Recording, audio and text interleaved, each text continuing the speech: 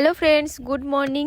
আজকে সকাল সকাল উঠে ব্রেকফাস্ট করে নিয়েছি, কারণ আজকের আমাদের দেওয়া হবে বড়ি। আমাদের গ্রামের দিকে কিভাবে বড়ি দেওয়া হয় সেটাই তোমাদের সাথে শেয়ার করব। দেখো, ঘরের চালে যে চাল কুমড়ো গুলো আছে ওটা দিয়েই বড়ি দেওয়া হবে। শুধু ওটা নয়, ওটার সাথে অনেক কিছুই দেওয়া হবে। আগের দিন চাল কুমড়ো গুলোকে এভাবে কেটে মিক্সিতে ব্লেন্ড করে নিয়েছি। তবে কি জানো তো, আগের দিনে কেউ আমরা ব্লেন্ড করতাম না, তখন চাল কুমড়োটাকে মাঝখান দিয়ে ফাঁক করে একটা কাঁটা টাইপের একটা চামচ পাওয়া যেত, সেটাকে আমরা সুতি বলি, সেইটা দিয়ে ভালো করে চুড়ে নিতাম। তারপর এরকম নেটের মাধ্যমে বাইরে রোদে শুকাতে দিতাম। তারপর যেই ডালটা দিয়ে বড়ি দেওয়া হবে সেই ডালটাকেও বেটে নিতাম। এখন আমরা মিক্সিতে বেটে নিয়েছি, কিন্তু আগে আগে শিলনোড়াতে বাটতাম। আর এখন দেখো, এখানে অনেক রকমের মশলাও দিয়ে দিয়েছে। এখানে কি কি মশলা দিয়েছে তোমাদের বলে শোনাই। এখানে তেজপাতা, জিরে, মৌরি, শুকনো লঙ্কা, ধনে এগুলোকে ভেজে গুঁড়ো করা আছে।